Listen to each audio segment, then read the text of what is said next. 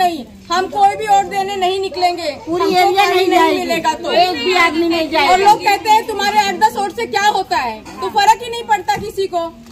हम vote नहीं देने नहीं निकलने वाले हैं, कोई भी नहीं निकलेगा वोट देने। लाइट का बताओ ना, लाइट का बोल।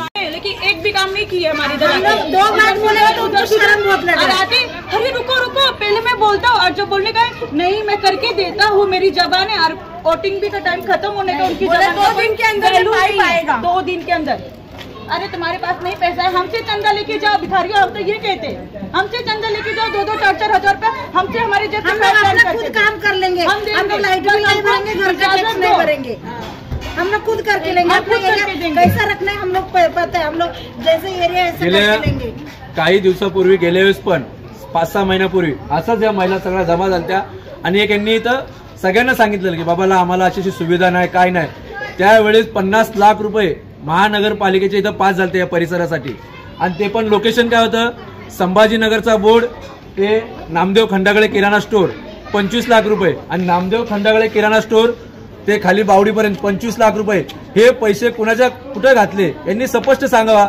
आम्ही काम केलं, मग ते पैसे गेले कुठं तुम्ही, आणि ते बिल आमच्याकडे सगळे प्रूफ आहेत, ते बिल पण पास केली त्यांनी कुणाच्या जीवावर, यांच्या जीवावर।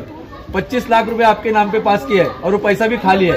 अभी कैसा खाली है, क्या के लिए घर भर लिए होंगे, तेच आम्हाला समजत नाही। उनका बीवी बच्चे का पेट भर रहे होंगे, हम लोग मरे। गेल्या वेळेस पण या महिलांनी असंच आंदोलन केलं आणि आता पण तीच परिस्थिती आहे। पाण्यासाठी एवढ्या रात्रीच्या 8-9 वाजता आज यांना बाहेर निघावं लागत आहे।